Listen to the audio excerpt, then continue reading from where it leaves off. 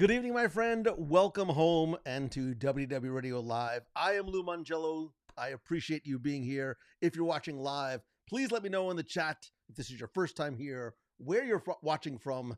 More importantly, what are you snacking on? If you're watching on replay, don't forget to join us every Wednesday, 7:30 p.m. Eastern on Facebook and on YouTube. And make sure you turn on notifications because you never know when or from where.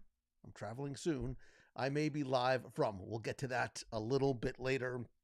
I don't know why it feels like I know I did the show last week from Epcot. I almost went back tonight to do the other half of World Showcase, but there's a lot of stuff happening here in the WDW Radio / Lou Mangello headquarters that I'm not quite ready to reveal, but it's part of the reason why I look like this.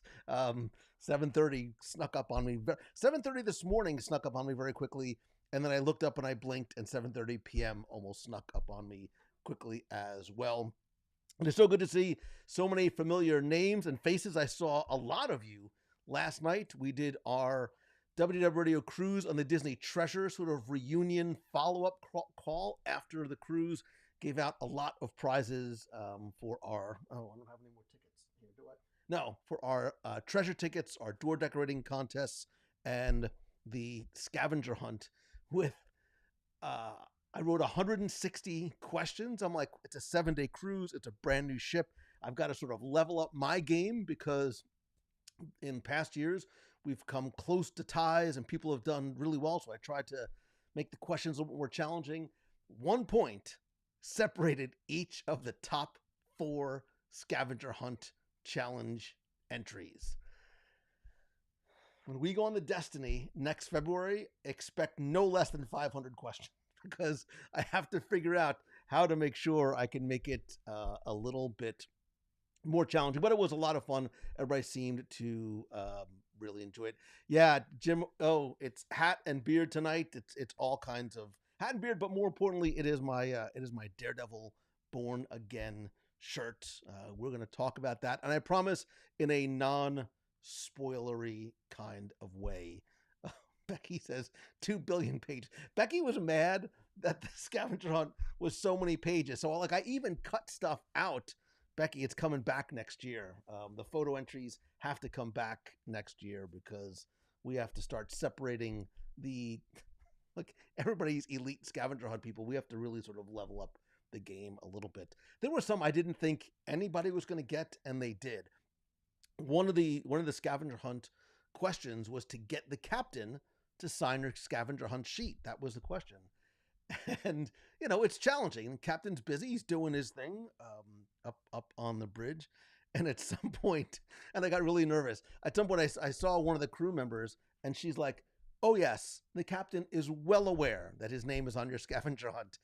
And I was a little frightened. I'm like, is this a kick-offable offense? I mean, it wasn't. And he obviously was very, very kind and amenable and signed a lot of folks' scavenger hunts. So I don't know how I'm going to have to, I think the next time I'm going to make people have to go to Senior Frogs and get a bartender to sign.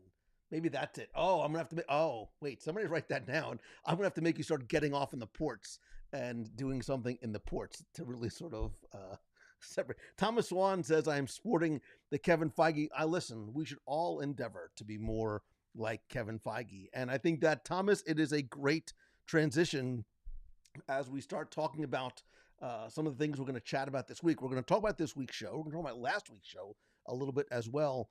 But if you are not watching Daredevil Born Again, my question to you is simply this. What are you doing? What are you doing? And I get it. It's not for everybody. It is a very mature, it is a very violent, it is very adult-driven show, not one for the little kiddies, and not one maybe if you're a little squeamish about some of the more violent stuff. However, all things being considered, and I said this about the original Daredevil series on Netflix, which has been ported over, obviously, to Disney Plus.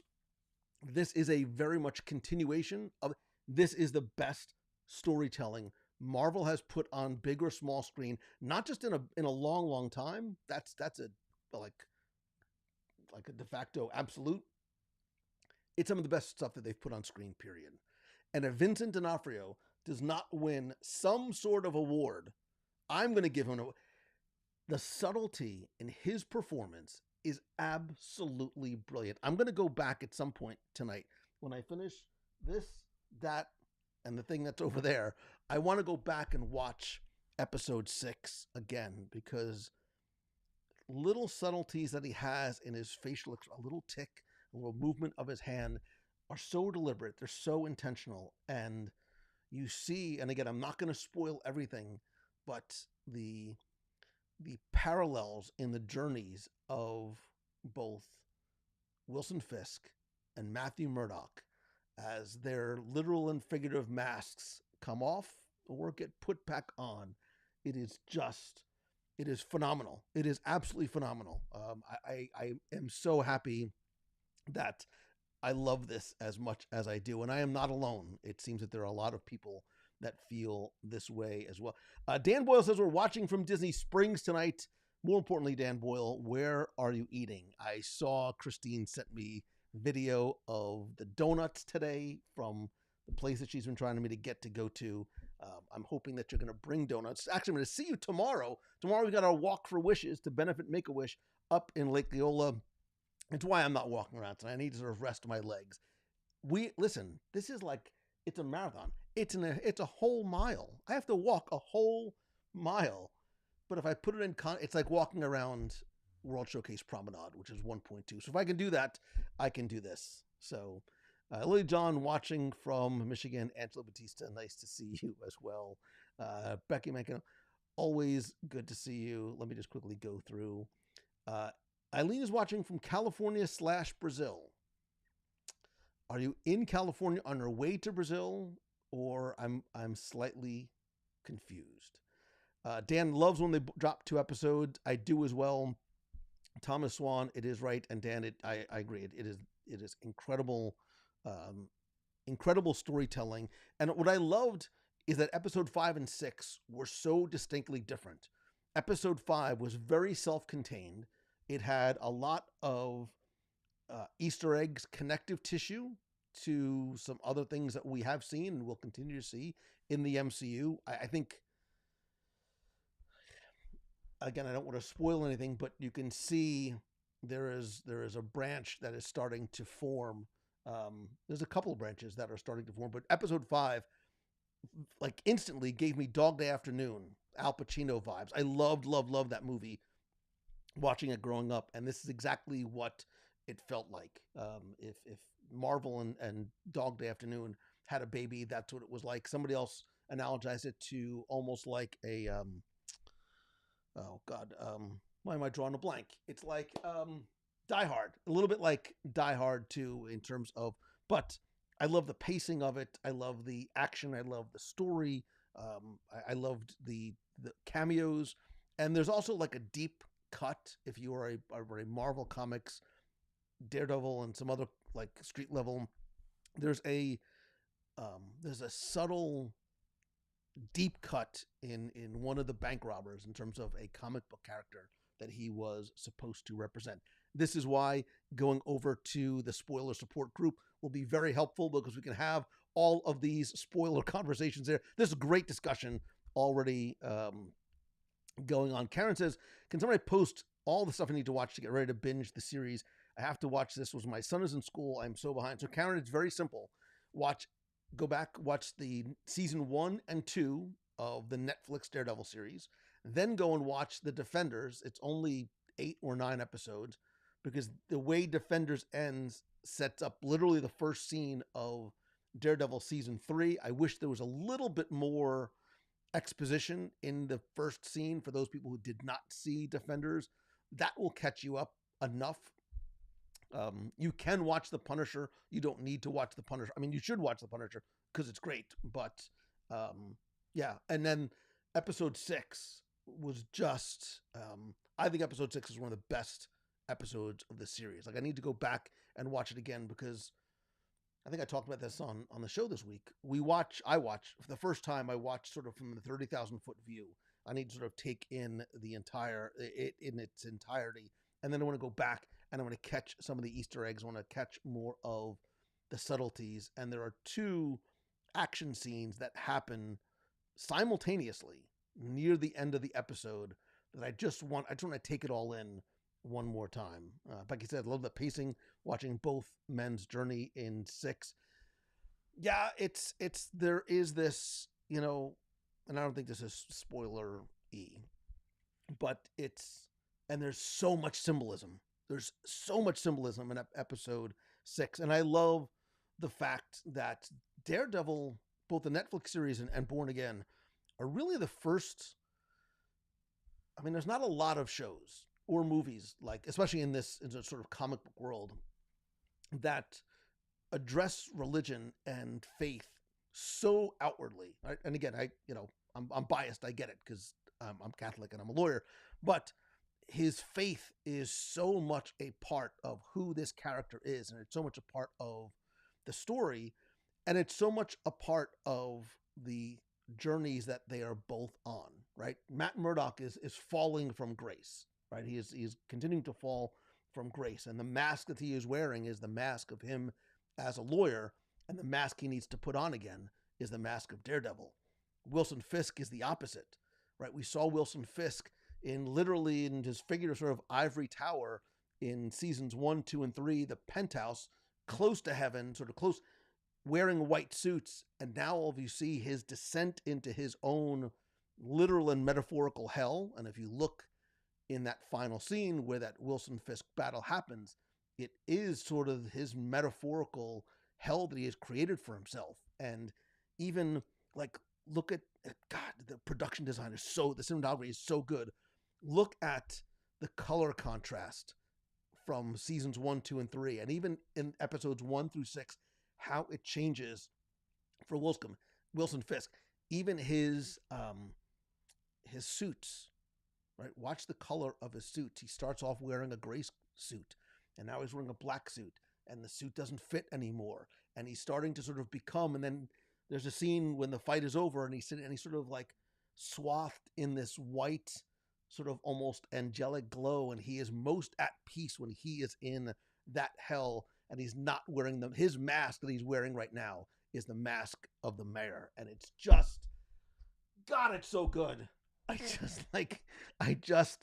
Clearly I am enjoying this so much. Kevin Shea, do you need to watch the original series?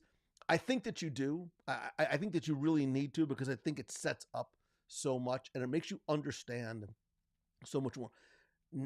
Daredevil is not a superhero show. It's not.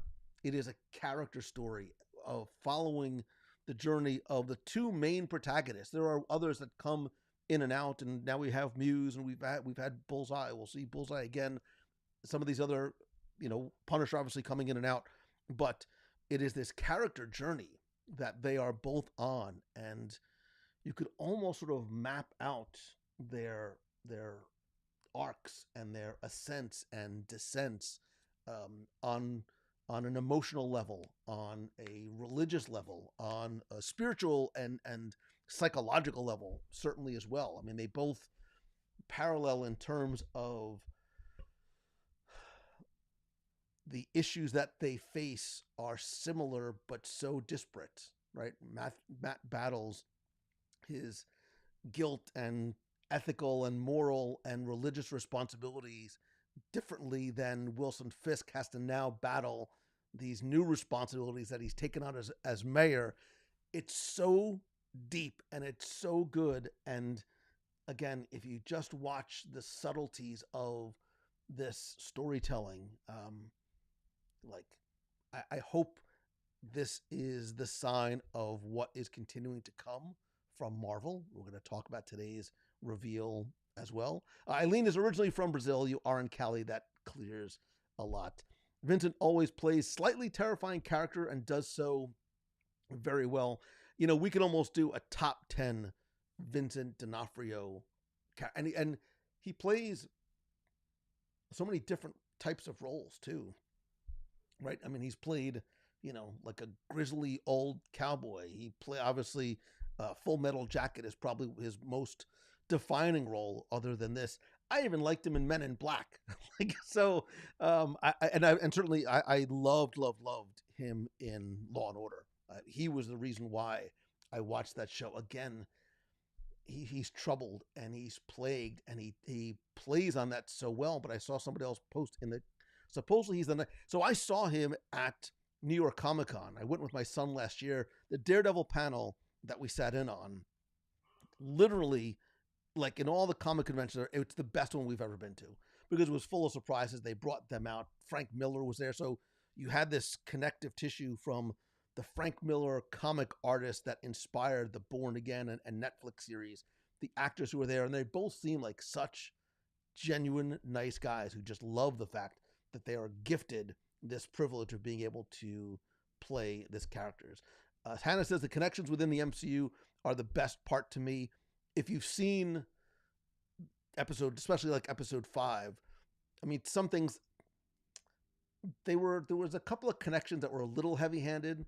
Like they repeated it 3 times. I'm like, I got it the first time. You don't need to sort of, lay it out with the trowel, but I think they were trying to be very, very clear. And again, I don't want to spoil, but it's very obvious the connection that they were made, which is why I thought today's surprise Marvel announcement might have been something else.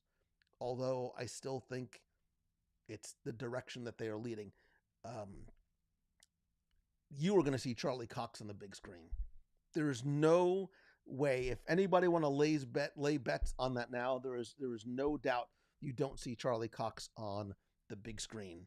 He's a street level hero, but he does have so many connections with characters that we've seen before, not just Spider-Man. Like, and it might be a surprise later on.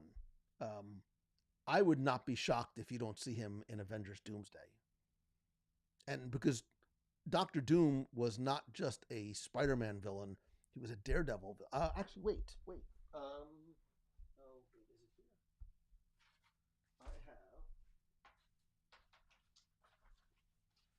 I haven't put these up yet. So, I haven't put these on my wall yet. But so Doctor Doom was actually a Daredevil villain as well. So this is issue number 17 from 1964. That is a graded and slabbed one. So seeing a street level hero fighting Doctor Doom is not outside the realm of possibility. But Hannah, to your point, it's those connective things that I think appealed to us so much about stories like WandaVision, because it forced us to, not force us, and encourage us to sort of go around the virtual water cooler, the internet, text and chat with our friends, speculating about what's to come. I still believe Mephisto, like the Journey into Imagination update, is eventually going to come. If we just keep saying it, it's going to eventually happen. Jennifer Subco, nice to see you as well. Let's see if I can act. There you go. Is Die Hard a Christmas movie? It possibly. What is your favorite unexpected Disney crossover? Broke my F1 loving brain to hear Zach Brown see him. Gwendolyn's son. Oh, yeah, there are some interesting. We should do like a top 10 Disney crossovers. Claire says the cake-based podcast episode was. I may be converted. There's a good chance that Ashley and Gwendolyn single-handedly convinced me. Maybe I was not a sweets guy. Maybe I'm starting to see the light.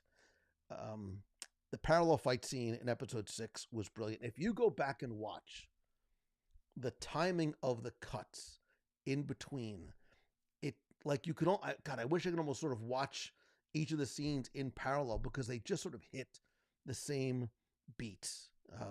Just again, so smartly done. And the best thing they ever did was delay Daredevil, fire the showrunners and the directors, reshoot the first 4 episodes because the flow.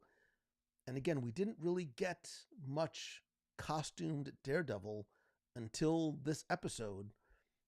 And it was worth wait. Like the buildup was worth waiting for because again, this is not like a Men in Tights, not the Robin Hood movie by Mel Brooks, but it's not sort of a men or superhero in tights type of show. That's not what the heart and the basis is. Thomas says it captures the best run of Daredevil. Yeah, the early, like the early Daredevil stuff, this is 37. So actually this is probably more like 65. The really, really early Daredevil stuff is a little campy. He does have run-ins with, do I have it?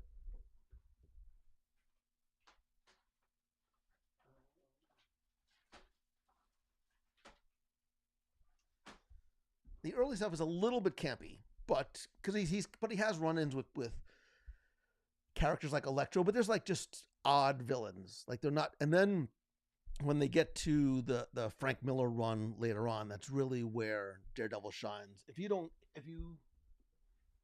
I've shown this before.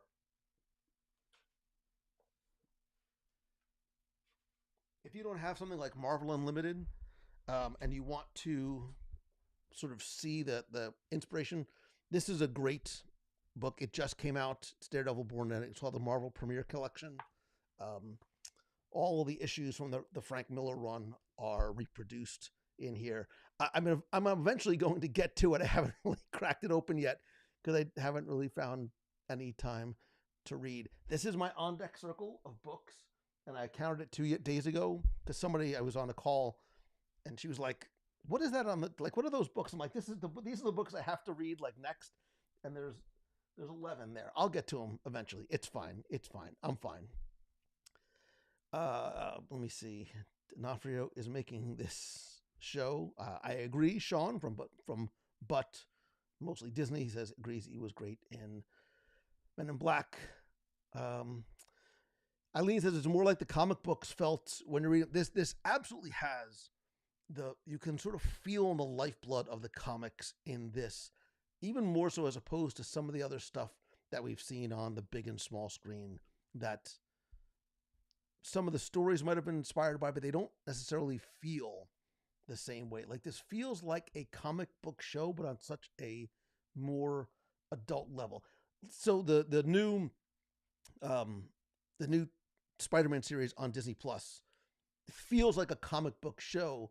It's meant for a little bit of a younger audience, the same way that oh my God, why am I drawing a blank? The Sony Spider-Man, the animated Spider-Man movies feels like the comics literally sort of went up on screen, but these are stories that I think really get to the heart of the characters. Claire's like, I've never seen Daredevil. I'm just here to talk about the opening of The Little Mermaid. We will get to it. I promise we will get to it. Because I can't do too late of a show tonight because of this thing here that's off camera. And this pile of things that I need to get to over here. Thomas Swan, nice deep cut. Need Typhoid Mary to come up. There is actually a character called Typhoid Mary, who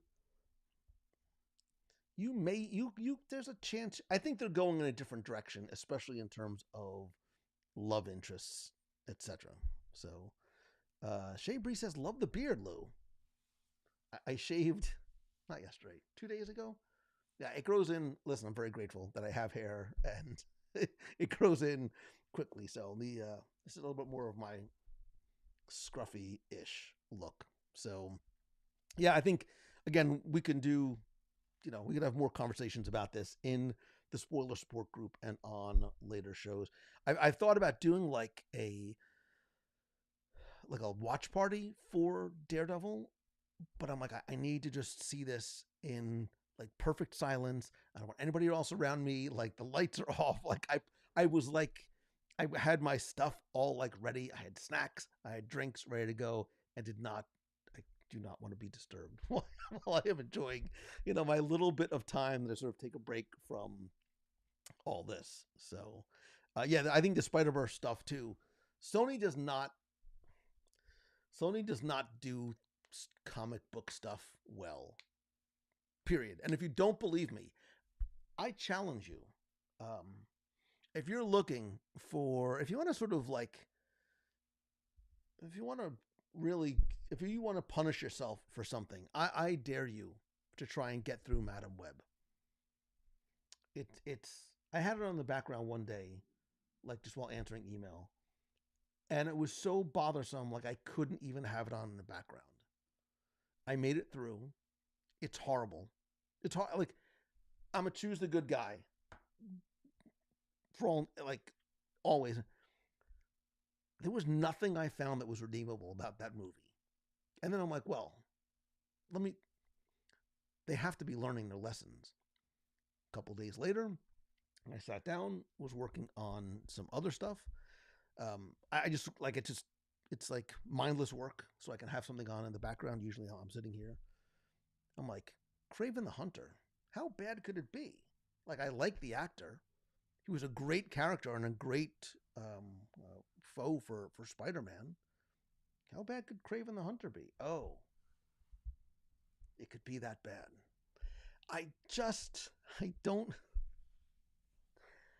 don't, is there anybody at Sony? Maybe, not to go down a separate road, but is there anybody at Sony who's like, this is bad. Like, we should not be putting our name on this. But then I saw some of the trailers for Snow White. It's fine. Let's not go down the road of that dumpster fire that it seems to be. So, yeah, Madam Web, not good. Kraven the Hunter, possibly worse. I turned it off at one point. I'm like, I can't even keep this on in the background. Again, it's fine. However, there was a tease yesterday. Yesterday was a good day for Marvel, right? We had Daredevil Born Again, not one, but 2 episodes. And I had heard through the grapevine, to sort of prepare myself today, I should just be around a computer at 11 o'clock. So I literally, I moved to call. I did not go out. And I'm not sure if you saw, I think the idea was great. I think the execution was a little drawn out. On Facebook Live and YouTube and Instagram, Marvel Studios went live in this empty, it looked like a warehouse or airplane hangar. It was a soundstage. And they bring out a director's chair with the name of Chris Hemsworth on it. And every 5 to 7 minutes or so, they would bring out another. Very, very long story, longer. You start to see what is happening. You're seeing a lot of familiar names. And clearly this is a cast list.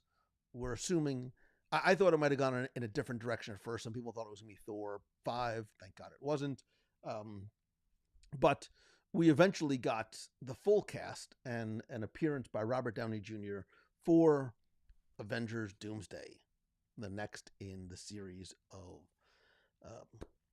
big screen Avengers films. And the entire cast, so the interesting thing about revealing it this way is you were starting to wait for certain characters. You see, this is going to be a uniting and a reuniting of a lot of folks who are sort of still operating in the Marvel multiverse as it is.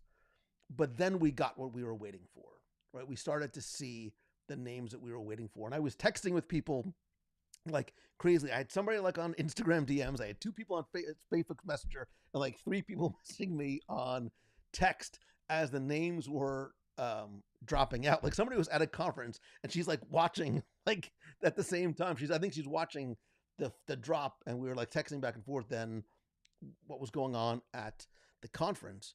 But what we've seen is what is setting up to be this truly epic grouping of Marvel characters. And I made it easy for you because I pulled them all together.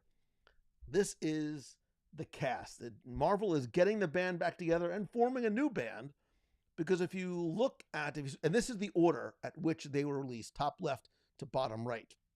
So we started to see, obviously, Thor, Invisible Woman from Fantastic Four, Anthony Mackie's back from Captain America. We see Sebastian Stan as Bucky Barnes. We're like, okay, he's going to survive whatever is going to happen in the Thunderbolts. At least we know we have at least one survivor. We see Letitia Wright coming back as Black Panther. They had a little teeny tiny chair for Paul Rudd. Well done. John Walker, played by Wyatt Russell. He too is going to survive Thunderbolts asterisk. I think I know what the asterisks, I think I sort of figured out what the asterisk means at this point. Namor is, if we're not a comic book fan, Namor was a huge character in early Marvel comics with crossovers to a lot of different. He was like a hero, anti-hero, villain. He sort of bounced around between a lot of different roles. So I'm very, very curious to see. I don't think that they did a great job of introducing him in the last film, but I think the future is going to be bright for Prince Namor. We're happy to see that Shang-Chi is coming back. Well, Yelena Belova, again, it seems like everybody, for the most part, is going to be surviving Thunderbolts. And then we got the first X-Men man with Kelsey Grammer reprising his role as Beast. Lewis Pullman, who you're going to see, is going to be introduced in Thunderbolts as Sentry. A very, very powerful, not very well known, but very, very powerful character in the Marvel universe. I don't know why I put his name in there twice. Dennis Ramirez is coming back as Falcon, Joe Quinn as Human Torch. David Harbour also survives Thunderbolt as Red Guardian. I love Winston Duke. I love him as in every role he's been in, and M'Baku is my favorite of all of the Black Panther characters. I cannot wait to see him come back. Hannah John Kamen is coming back as Ghost. This is where the surprises started kicking in. Tom Hiddleston is unretired. He is coming back as Loki. Again, it makes a lot of people happy, but this is sort of the multiverse and variants. There's no gravity anymore because you now can bring back anybody, anytime, anyway, which is great because we start getting the X-Men. We get Charles Xavier. We get Magneto. Ian McKellen, who is a fantastic Magneto. I love the character of Nightcrawler. If you've never gone back and seen X-Men 2, he's a great, very unique character. Rebecca Romaine, no longer Stamos, as Malik. Mystique, not Malik. I'm thinking of Malik Neighbors. A lot of football talk today, too. James Marsden as Cyclops. Channing Tatum. He never got his own film, much to his dismay, but he was a great Gambit. I'm happy to see him coming back. And Pedro Pascal, the luckiest man alive, because he is Mr. Fantastic. He's Mandalorian. He is so many epic characters in so many different franchises. So that is the lineup that we know so far for Avengers Doomsday. I don't think this is the end of it yet, because there are other characters that you're going to have to see in here. Look, it's no surprise, and they need to figure this out. Like, Disney and Sony need to figure this out so they can get Spider-Man into, to use Spider-Man the way that they want and need to in these films, because he has got to be part of this. As I just showed you from the cover of that comic, there's a chance Daredevil could appear here. There's a chance that She-Hulk could appear here. Where is Hulk? Why do we not see Hulk or even Hulk's son, that was introduced in She-Hulk? I don't think this is the end-all list. I think this is just sort of the beginning of that's the premiere. This is the premiere I want to go to. This is one of the greatest opportunities I've ever had, thanks to you, because of all this, was getting invited out to the Infinity War press junket. I'm forgive me for telling the story again, but it was in Beverly Hills, and they put me up, and all the stars were there. It was crazy. I was pinching myself. I'm like, I don't even know how I got here or why I'm here. This is the one I would want to. They don't really do a lot of those the same way anymore post-COVID, but this is going to be very, very interesting. So, and again, I love the fact that the street level heroes, right? Daredevil, Spider-Man, Luke Cage, Jessica Jones, Iron Fist, Moon Knight, even the U.S. agent. These are all sort of characters that live and work and play and sometimes fight in the same micro universe, of New York. But you see that this is, I think what's happening is it's going to sort of get huge, right? It's going to be Doomsday. It's going to be Secret Wars. And then it's going to sort of get small again, like literally and figuratively. It's going to get small again with the Young Avengers, which is what they're setting up. You can see the path being laid for Young Avengers, and then a West Coast Avengers. Vision is still out there. White Vision is flying around out there somewhere. We might not see Elizabeth Olsen again, which is fine. That's the rumor, but it could be a red herring. And eventually Mephisto has to just show up, just because they need to sort of pay off on that. So Becky, you say I'd like to see the budget for that. Yeah, I could not imagine what, because it also marks the return of the Russo brothers. So it's not just the budget for the actors. I'm sure the Russo brothers are doing pretty well for themselves as well. Speaking of somebody who's doing well for themselves, as if you heard it, Jeff C is in the house. Jeff C, you can find him. I still want to say it's Social Media News Live, jeffc.com. Manly Pinterest tips. It's not, I keep calling it Social Media News Live, and it's not Social Media News Live anymore. Yeah, I know there's been some comments in there about Snow White. Look, I have not seen it. I have no desire to see it. I probably will never see it. I had some friends like, we should just go hate watch it. I'm like, I can't. It's one of those things that maybe should not. I think as the train was starting to sort of derail a little bit, maybe there was a way to sort of pull that back. And unfortunately, and you hate seeing this, the stars of the movie are not doing themselves any favors.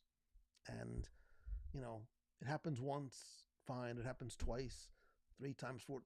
Like, when it's all the time, it's not a good look, and it's not a way to sort of endear yourself to, it's not a way to endear yourself to the fans, but who knows? I will watch it eventually, probably when it's on Disney Plus, because I want to be fair. I don't want to just judge it without having seen it with my own eyes. I did the same thing with Madam Web and Kraven the Hunter. I'm still a little scarred, but it's fine. And I just don't, the live action remakes just have not been my thing. I just don't, I love and I appreciate and still enjoy the classics. Sometimes I don't see the need to remake something for the sake of remaking it. I get it's a new audience, younger audience, different time, different technology, etc. But I just didn't, this is not what, this is not the movie that I was necessarily waiting for. But what I was waiting for, I have no graphic for it. What I was not waiting for, I was not expecting, I saw a couple of folks mentioning it in here too. Buzz Lightyear is getting a refurb.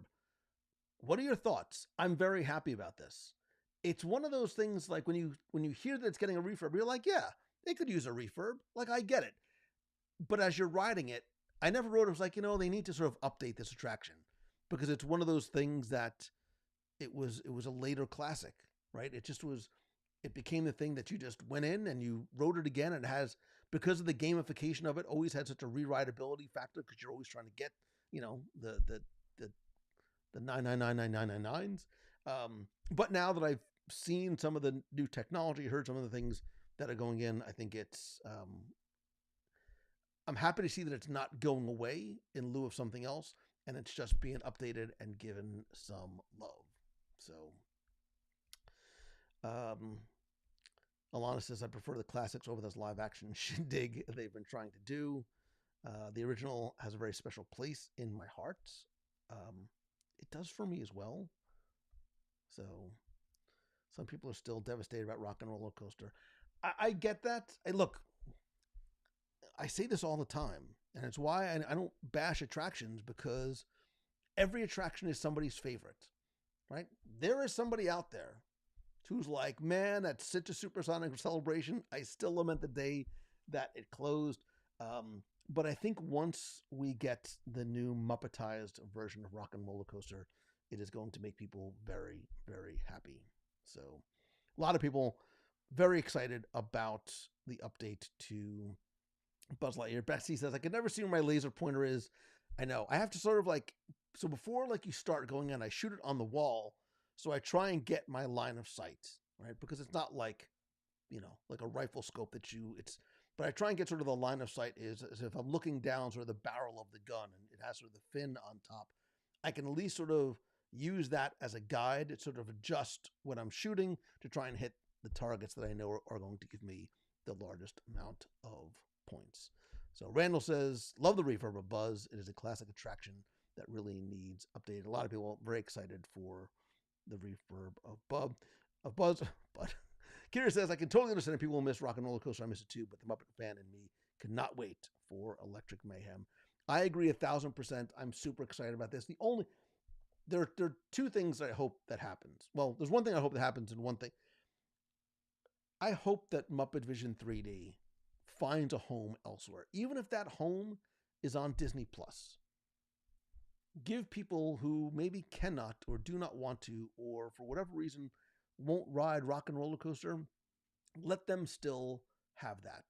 Let them still have that opportunity to watch and experience that at home, not in 3D, which I guess would be weird because the whole show is about 3D and I guess they can't put it on Disney Plus. Now that I said it out loud, Lou, that's a stupid idea because you can't give everybody who has Disney Plus 3D glasses. The whole thing is it's Muppet Vision 3D and you can't show it in 2D because it's stupid.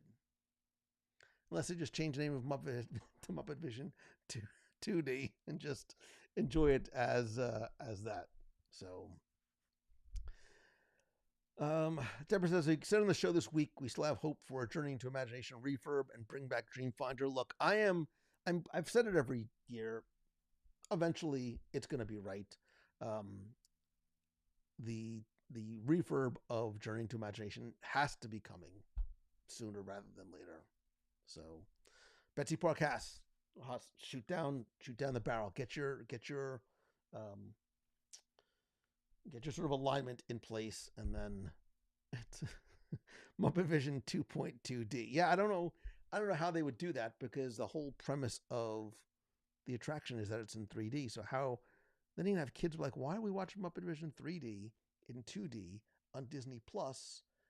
And then plus you don't have Statler and Waldorf there, so just enjoy it on YouTube. I think that's going to be the best that you're going to do it. So yeah, look, I'm jumping off of the Snow White train. I don't want to beat something that, one, I haven't seen, and two, it's getting enough, it's getting enough of that out there. Look, and I feel bad for the folks, maybe other than Rachel Zegler, who worked on, who worked so hard and so long to try and make something that was beautiful and special and a tribute to the original. But hopefully,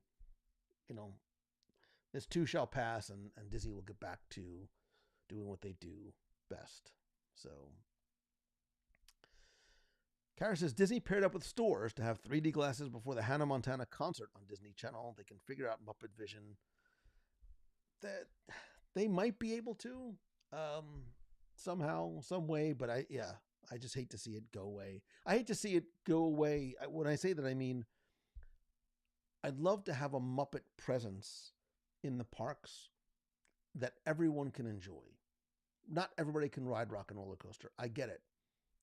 And if that is the only way. Now, this is why I said what I said when this announcement first came out. In a perfect world, in a perfect Muppet world, what I would love to see happen is this. Rock and Roller Coaster becomes Muppet Electric Mayhem Coaster of Fun. The stage next door is going to become the Villains show, which we now know is going to open later this summer. That clearly is just a placeholder. It's a pre-show for what is to come when the Villains Land opens in Magic Kingdom. When that goes away, you have Muppet Vision 3D. You have Muppet Vision Rock and Roller Coaster. You have this show building next door. Instead of turning that into another show, and I know it's a huge venue, let that become the Muppet restaurant that never was. We talked about it on the show before. It's what Mama Melrose's was supposed to be. Gonzo's Pizza Pandemonium Parlor. You have a huge space. You need another sit-down restaurant, a family-friendly sit-down restaurant in Disney's Hollywood Studios. I love Woody's Rodeo Roundup Barbecue Fest, but this is on the other side of the park. It's a huge venue. You could have so much fun with it and turn it into a little bit of a theater show type. I mean, you could have sort of, Statler and Waldorf animatronics the same way type of thing. And now you have this sort of like mini Muppet Land in that little corner of the park.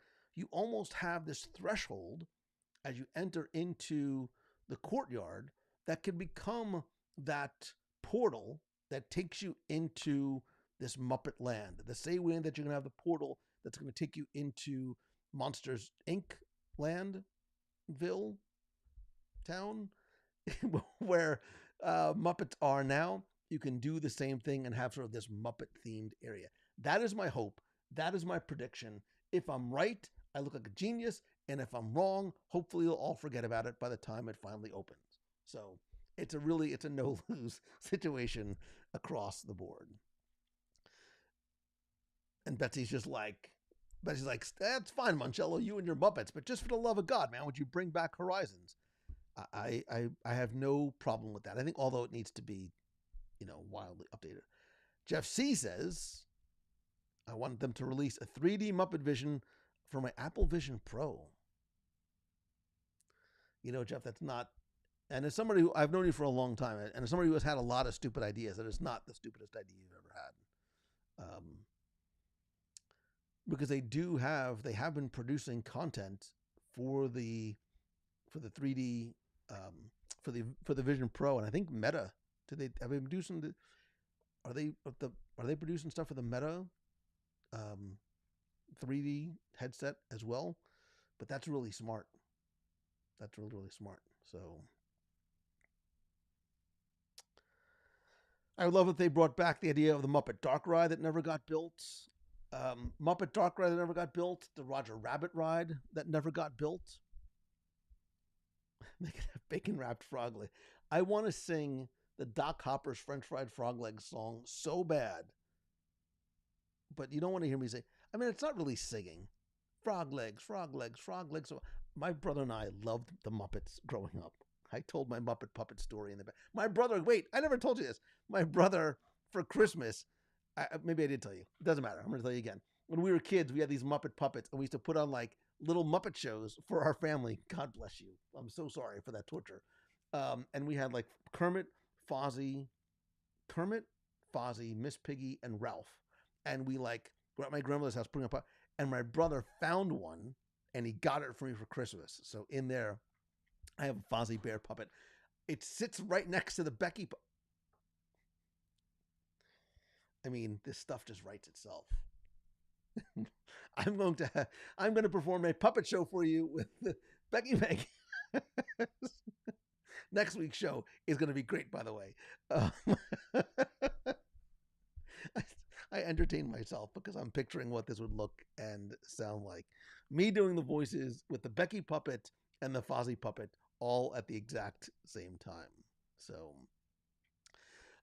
you're right. You are not going to see a Roger Rabbit ride here as much as Roger Rabbit, and I talked about it on this week's show, as much as Roger Rabbit at one point was really supposed to be sort of the counterpart to Mickey Mouse and sort of the next big character because of all of the licensing and ownership issues that Roger Rabbit has gone through over the years. I don't foresee, it's why we've never seen anything really sort of new since Roger Rabbit's cartoon spin in Disneyland, because I think it's just too difficult. And now I think there's probably too much of a gap for Roger Rabbit for a younger generation that did not grow up with the character. They didn't grow up with any of the stories. So there's no real connection or attraction to them for, a 12-year-old kid now, which is, again, it's why they're building the Cars attraction in Magic Kingdom. That's who these attractions are really being built for. So, Kira, again, if you have that section there, There's so much that you can do with that courtyard. I mean, that, especially the courtyard in front of the theater, there's a lot of space there. Actually, my son and I went to Hollywood Studios last week. He wanted to get like one more ride. So we did Muppet Vision 3D again, and I don't know when the last time is. That might be it. So every time I go in, I'm like, this is it. I take a long, like we got there really early for the pre-show, watched every part of it, like from the second the screens went on till the very last minute the screens went off, and really tried to take in everything in the queue as well as in the attraction itself. It still holds up. It still holds up over time. So bring back the Ninja Turtles. You know, again, it was the Ninja Turtles, Goosebumps. There was a lot of things that when they were there, in hindsight, almost felt, even the Muppets, right? So there was, and if somebody can quickly find it, I don't remember the show. We did a history of the Muppets we did a couple like the Muppets That Never Were and History of the Muppets. There was a Muppet show. So if you picture Mama Melrose's, and if you look off to the side, that whole area used to look very different. There was a theater back there. It's where the Hunchback of Notre Dame stage show was. And there was this big open area, and there was this like outdoor Muppet show with these giant headed Muppets. And there's been this sort of history of Muppets that have been there. And I don't know why. I just don't think that the Muppets and has really been leveraged well, both on screen and in the parks. And I'm not sure why or how that happened. I love the original Muppet movie. I loved the Muppets movie. Muppets Most Wanted was just okay. They couldn't really make any of the TV shows work for whatever reason. I think Muppets Haunted Mansion is one of the best original things Disney Plus has done. But I don't know why in the park. So it'll be interesting to see what happens and what their strategy is. Is the Rock and Roller Coaster overlay a one and done, or are they going to maybe take that and turn it into a mini land, which is what I hope would happen.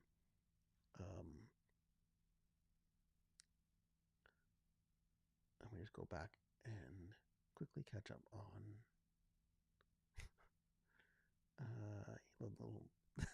Kara says, love the idea. Give us a mini Muppet Studios. Kara says, WDI, hire this man.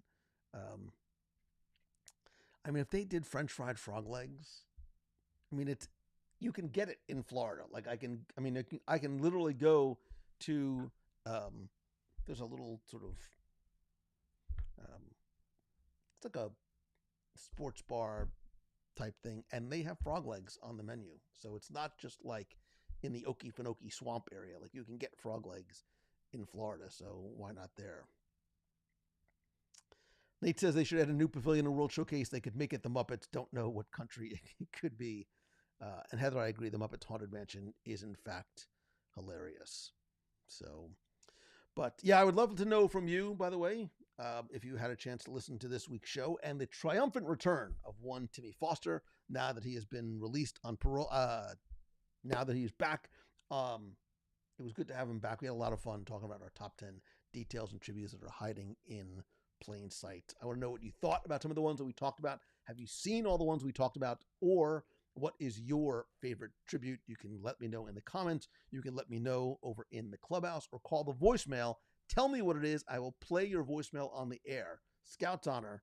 I assume that's what it is. Scout's Honor. I promise. 407-900. Excuse me, 9391. Caleb says, bring back the Power Rangers.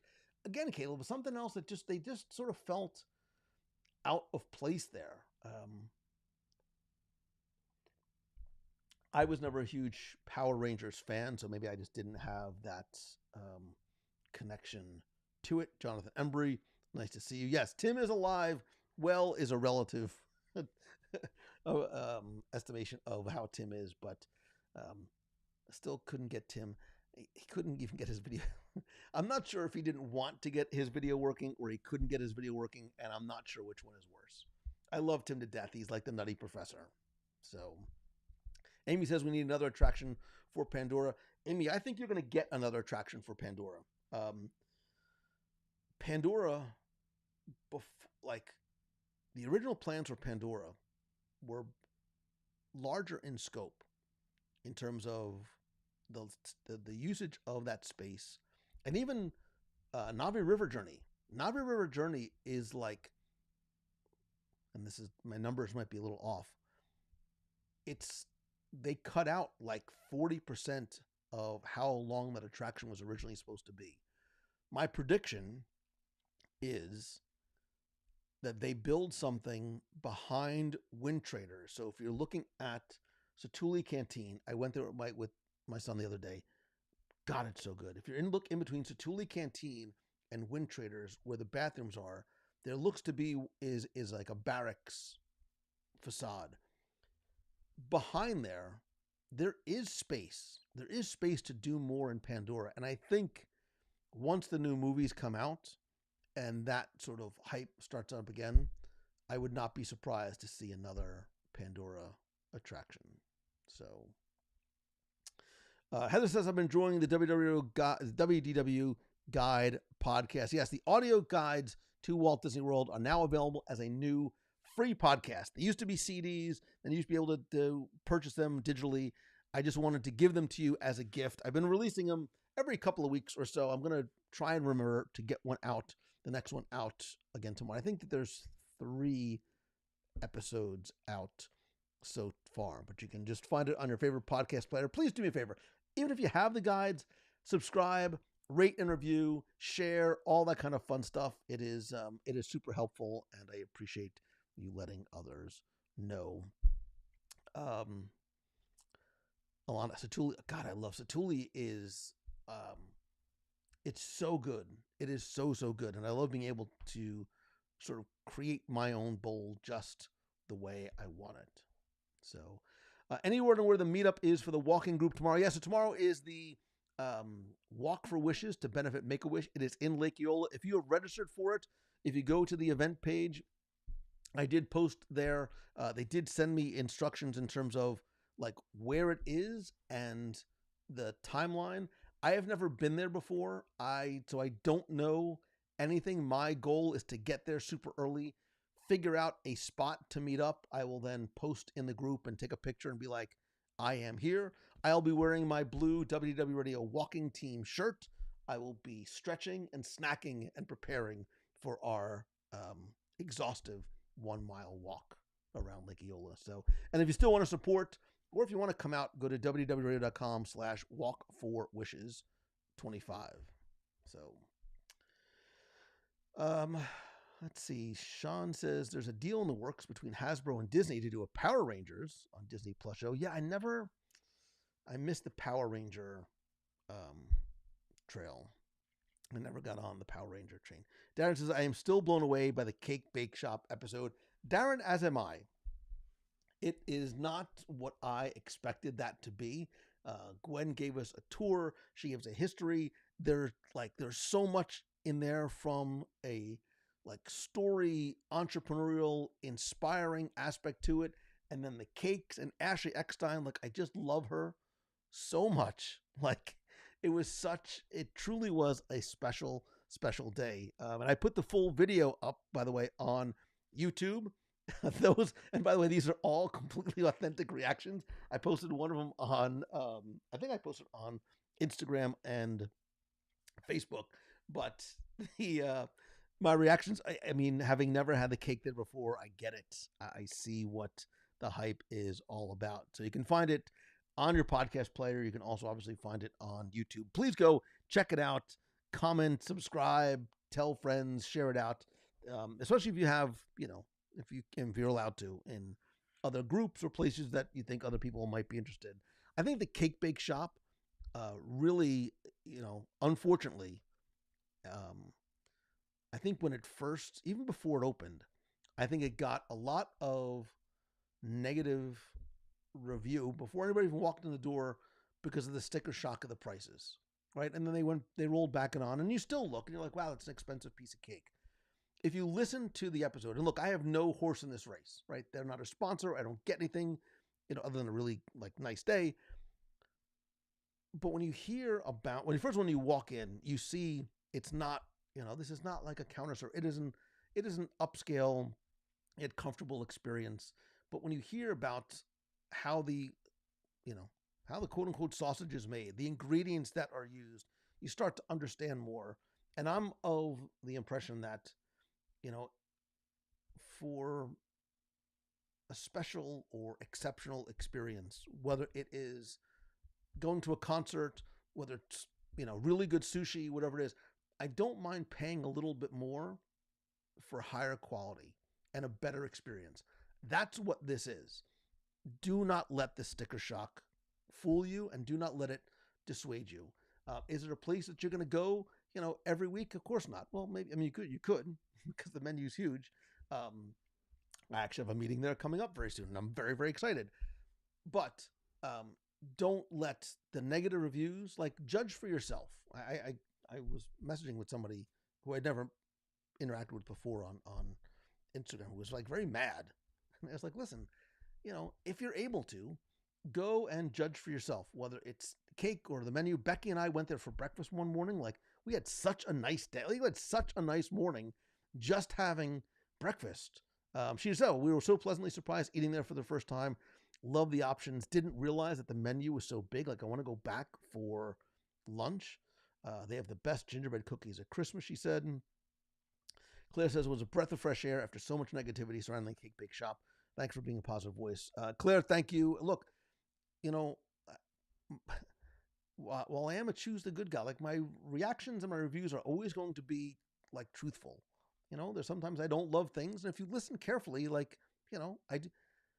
I had such a nice time, and I want, my goal is to introduce you to things that maybe you wouldn't have thought of doing before, or you heard all those negative reviews and be like, well, it must not be good because everybody's saying how it's this and so expensive. I know people personally who bashed it initially because of the prices, and then went and then backpedaled and was like, you know what? I was wrong. I was wrong to sort of crucify it based on price alone before I walked in there. And I think, and that even happens with, other places too. And it shouldn't. Don't judge the book by the cover, or don't judge it by the prices, because it is a true wonderful experience. If my mom was around, Mom, I would take you to the Cake Bake Shop because I think she would love it. It's the perfect place for, take your daughter, take your wife, take your mom, take your friends, go by yourself, whatever. I did. I just really, really, really enjoyed it. And if it's not for you, that's cool. Not everything is for everybody, but I really appreciate it. And I appreciate Gwen's story. And I'm going to have, can I say that yet? No, not yet. So, Jonathan said, I'm waiting to try it, but I'm saving it for a special occasion. Jonathan, I think the anniversary of our friendship is coming up very, very soon. I don't know what anniversary it is, but it doesn't matter. We could just make something out. We could just make it up. So, Sue Passero says the burgers at the Cake Bake Shop. Somebody just messaged me today, and she's like, the burrata at the Cake Bake Shop is the best that I ever had. And I challenged her, and I was like, whoa, sister, this is the Cake Bake Shop, and you're talking about the exceptional burrata. And she just went on about the pesto and the creaminess of the burrata. I was like, all right, well, now when I go there for my next lunch meeting, it looks like I'm getting the burrata. So I am not alone in how much I enjoyed it. And I only had cake. I mean, we had 14 cakes, but I only had cake, and I've only been there with breakfast with Becky. And Becky, we only got one thing each, right? We just sort of, we got, very light stuff. So I need to, I need to go back. So Token Fanboy says, if it's the food is as good as it looks, it's worth it. It'd be great for a special occasion. Yeah, it is. It is. That's exactly what it is. So I am going very, very soon for a business meeting by request. Somebody heard the show and was like, if we're going to meet, let's go to the Cake Bake Shop. I'm like, you don't have to ask me twice. So we shall see. I'm sure I will share more from that experience. So, and if you liked the episode with Gwen and with Ashley, do me a favor, comment and tag them and tell them how much you enjoyed it and how much you appreciated that. I know that they would love to hear it. And I will tell you, both Ashley and Gwen, they manage their own social, which I love about the two of them. They both manage their own social. If you get a comment from them, it is them. A comment from the Cake Bake Shop is a comment from Gwen.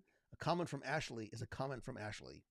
So it's why that experience was so special. It wasn't just about the cake, but it was about the people. So Heather says the gluten-free espresso cake was so good. Oh, that does sound good. God, I gave up coffee for Lent, but I might be able to get a dispensation because it's in cake. I'll have to see. See, this is the Daredevil Catholic guilt. It kicks in all the time. So, and they were huge. Becky, you're right. They were huge servings. Like, we didn't finish our breakfast. We also got like the French toast bites to share. I just remembered. So anyway, well, now I'm famished. I skipped lunch today and I haven't eaten dinner yet. And Tom Eckert says, you can park at the Swan for free if you say that you're going to Cake Bake. Look at Tom, like coming in, boom, instantly bringing value. Because normally at Swan, it's $22 or something to park. Travis Hyatt says, in D.C. this week, we're wishing for a Cake Bake Shop somewhere near T Street and 16th. Alas, yeah, I think the only other cake bakes are in Indiana somewhere. So Heather says, if I'm Mr. Not a Sweets Guy approved, it must be good. Heather, I'm it's not just approved. I think they converted me. Like, I saw the light. I was like baptized by the cakes, like in a Sweets Guy type of way. I was baptized by the cakes in the Cake Bake Shop. So, Chris, I bought a lot of food home. I split. So, my buddy Zach, who was with me, was helping, did all the videography. We each brought home like 2 bags of cakes. We split them up, and there was a lot of cake to go around for a long, long time. So, like when my kids come home from school, you know, this is a place, I think, like, I know they would both love that. They would both love it. Like my daughter, I think, will adore. Oh, Becky, I adore you too. Thank you so much, because I'm sure that was for me. There you go. Speaking of adoring Becky, Becky and I are about to be spending a lot of time together. It's going to be the summer of Becky and Lou. Starting in just a couple of weeks, we are heading out to Japan for the first time. I'm going to be doing a panel with Becky about living your Star Wars story in the Disney parks. Granted, nobody else is going to be in the room because the time is up against the Mandalorian and Grogu panel that they're also going to be streaming on other stages. I'm not even sure if Becky is going to be in the room, but this is when and where our panel is going to be. I'm just excited to be able to go to Japan, to have been invited to Star Wars Celebration. I'm certainly going to bring back.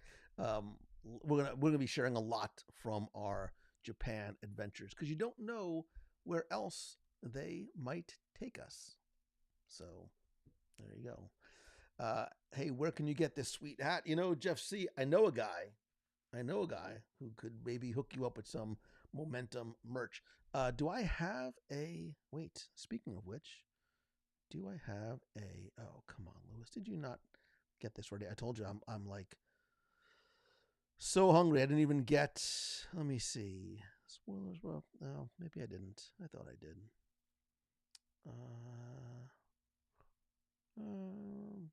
No, I don't. Well, I thought I did. I thought I had maybe. No, that's not it. That's old. I thought I had a Momentum. I'm 99.2% sure that I had this graphic ready. Well, maybe I didn't. I probably deleted it. Say la vie. Anyway, if you go to LouMongello.com/momentum, there's a super duper early bird special that saves you not one, but $200 off your ticket. Momentum is now not 1, not 2, not 3, but 4 days. And I will tell you, I have just started to promote Momentum, and we are almost halfway sold out. So it is going to sell out again. I cannot confirm or deny who all of the speakers are going to be, but I will only say this, that if you have enjoyed, can I say it? There are going to be some folks at Momentum who I am sure you're going to enjoy. I can announce that Jeff C. is going to be there. not just in the among the attendees, but he'll be on stage doing what Jeff C does best. I don't know exactly what that is, but Jeff C is going to be back again. He's a phenomenal speaker, very, very smart. I'm assuming he's tuned out by now, so I can totally say it. So go to LouMangello.com/momentum. If you are a creator, a solopreneur, an entrepreneur, a business owner, or you have this idea that you want to learn how to build, grow, and monetize, Momentum is it is an amazing event because of the people up on the stage and the people who are in the audience. And more importantly, you do the work in the room. I promise you, you will leave different than you came, for the better. So do I have a mirror over there that I talk to? No, I just talk to the door. Like sometimes the cat is there, but this is sort of me just looking off as if there was like an Ed McMahon or somebody there.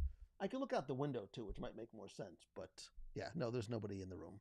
I'm a crazy person, Karen. So look, this is now, what is it, 2005? So for 18 years, I've basically been sitting in a room unless I'm like out and about, sitting in a room talking to myself, right? Nobody's sort of answering me back other than on the screen, which is why people like, why is your husband/father in his room talking to him by himself still?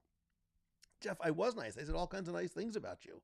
Kira says, I can't wait. Momentum is literally the best thing I have ever done, community-wise, business-wise, just the best group of humans. Thank you for that, Kira. And you are a shining example of the amazing humans that make Momentum and this clubhouse and these live shows so very special. So Nate says we can get you a Spider-Man cutout. There actually is a Peter Pan cutout. Somebody made me a Peter Pan cutout, which is on the door. I don't want to turn it that way because there's other stuff on my desk I don't want you to see yet. But there is a Peter Pan cut. And there's also that weird Pluto neck thing from the cruise a couple of years ago for my birthday that hangs over my door. So anyway, so I think that's it. I think that is it for tonight's show. We talked about the details. We talked about Doomsday. We talked about Daredevil. We talked about Momentum. And we talked about you. Again, thank you so very much for being here. Don't forget to check out our events page at WDWRadio.com/events. Our cruise on the Disney Destiny is next February. And Becky, I think I can say we had one cancellation.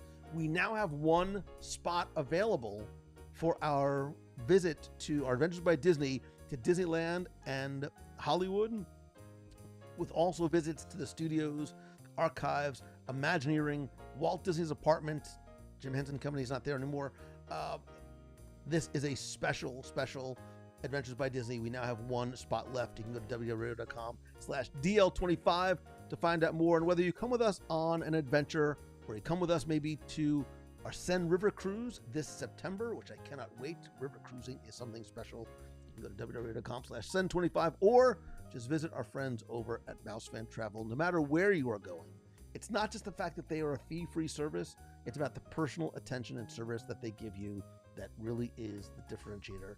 I love and appreciate all of them, including but not limited to one Becky Mankin. And the love that I have goes out to you. I would not be here. Wait a minute, it didn't work. I would not be here if it wasn't for you. You make this community, you make this family so very special. So from the bottom of my heart, thank you, thank you, thank you. If there's anything I can do for you, please reach out and let me know. I'm excited to share with you the show next. I haven't recorded it yet, but if it goes as well as I hope it does, I'm excited for the next week's show and a couple of things I have planned coming up very, very soon. So stay tuned, including my other new podcast. What? Have a great night. Go watch Daredevil. See ya.